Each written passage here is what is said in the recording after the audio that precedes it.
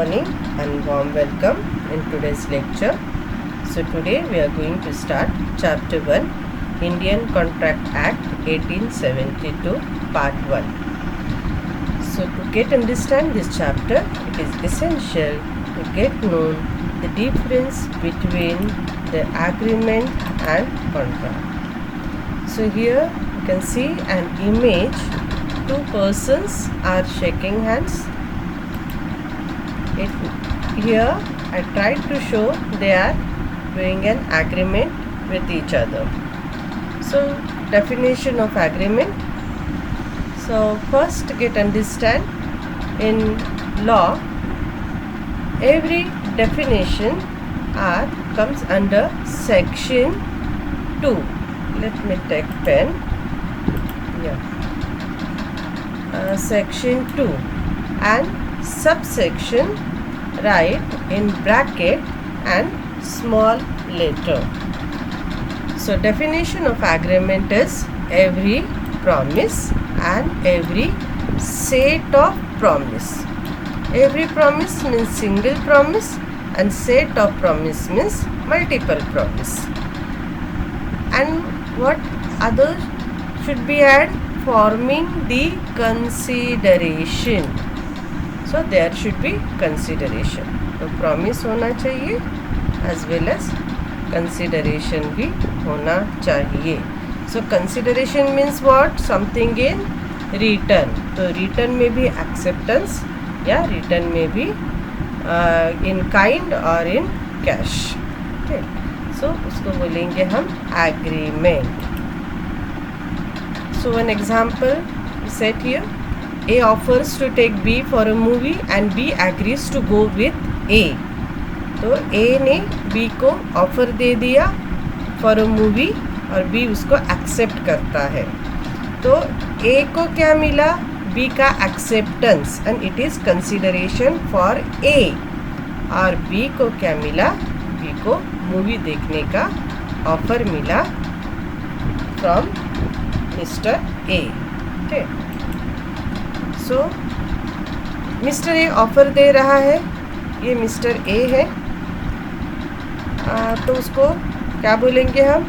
Offeror, proposer और promisor. Then अभी ये मिस्टर ये, तो ये कौन है? Mister B. ओके. तो मिस्टर बी एक्सेप्ट कर रहा है ऑफर को, कंसिडरेशन दे रहा है. तो मिस्टर बी का रोल क्या है? मिस्टर बी का पोजीशन क्या है? ऑफरी का, एक्सेप्टर बोलेंगे उसको, और या फिर प्रॉमिसर बोलेंगे. Then every set of promise का एग्जांपल यहाँ पे. A offers to take B for a movie. A B को ऑफर देता है मूवी दिखाने का and B agrees to take A to restaurant. तो यहाँ पे एक से ज़्यादा प्रॉमिस है. बी बोलता है कि रेस्टोरेंट का खर्चा मैं करूँगा. तो दोनों उसके लिए एग्री है. सो एग्रीमेंट में क्या होता है? Offer and acceptance. ओके. तो एग्रीमेंट जो है एनी काइंड ऑफ लीगल हो, जैसे कि यहाँ पे हमने दिखाया है कि मूवी के लिए ऑफ़र दिया जा रहा है, तो ये सोशल है, तो सोशल भी हो सकता है. देन इलीगल भी हो सकता है, इम्पॉसिबल भी हो सकता है. जैसे किडनैपिंग के लिए एग्रीमेंट किया जाता है, मर्डर के लिए भी एग्रीमेंट किया जाता है, स्मगलिंग के लिए एग्रीमेंट किया जाता है.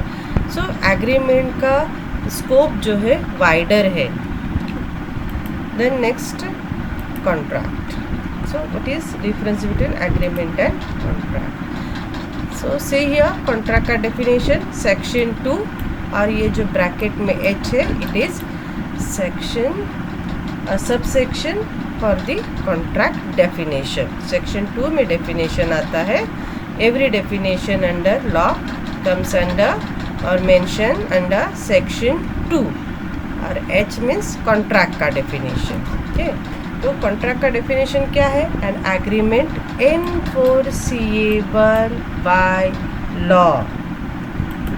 Agreement enforceable by law.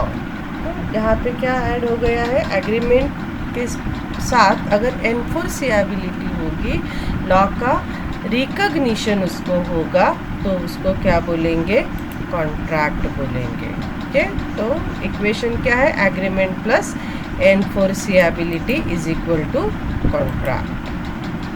सो देखो यहाँ पे एनफोर्सिएबिलिटी का मीनिंग दिया है, agreement is enforceable if it is recognised by court. Recognised by court means अगर वो एग्रीमेंट लीगल होगा तभी कोर्ट में एनफोर्सिएबल हो सकता है। तो must create legal obligation between the parties. तो यहाँ पे एक एग्जाम्पल दिया है, A offer to sell scooter to B for ₹65,000। तो अगर ए बी को ऑफर दे रहा है कि वो अपना स्कूटर सेल करना चाहता है बी को 65,000 में, देन बी उसको एक्सेप्ट करता है, तो it is binding on both the parties. Okay, तो both the parties have to perform their obligation. और इसमें से एक भी पार्टी ने अपना अपना रोल या अपना परफॉर्मेंस फुलफिल नहीं किया, then the innocent party can go to the court of law. अभी यहाँ पे जैसे कि सपोज ए ऑफर दे रहा है स्कूटर सेल करने का, बी ने एक्सेप्ट कर लिया, 65,000 है, बी ने कहीं से तो अरेंजमेंट कर दिया मनी का, मे बी समझो कि उसने अपना उसने खुद का ओल्ड स्कूटर बेच दिया हो, या कोई जैसे कि उसने कहीं से लोन लिया हो स्कूटर लेने के लिए। तो बी ए अगर बोलेगा कि नहीं, अब मैं स्कूटर मिस्टर सी को बेचूंगा, वो मुझे 70,000 दे रहा है, राइट। बट जब ऑफर दिया था ए ने तो वो 65,000 बोल रहा था। Now A here A performs, ये fail to perform his obligation. अभी यहाँ पे इनोसेंट पार्टी कौन है, ऑब्वियसली बी इनोसेंट पार्टी है, so B can go to the court of law. Okay, या फिर सपोज ए ने उसको ऑफ़र दे दिया है और उसने असेंट दे दिया है कि मैं स्कूटर परचेस करूँगा, लेकिन बाद में बी बोलता है कि नहीं, मेरे पास अभी पैसे नहीं है, तो मुझे पॉसिबल नहीं है स्कूटर परचेस करना। देन अगेन यहाँ पे इनोसेंट पार्टी कौन है, मिस्टर ए, क्योंकि उस बी ने असेंट दे दिया था, बी एग्री हो गया था, तो फिर उसने दूसरा कोई कस्टमर नहीं ढूंढा। तो यहाँ पे इनोसेंट पार्टी है mister A, A can go to the court.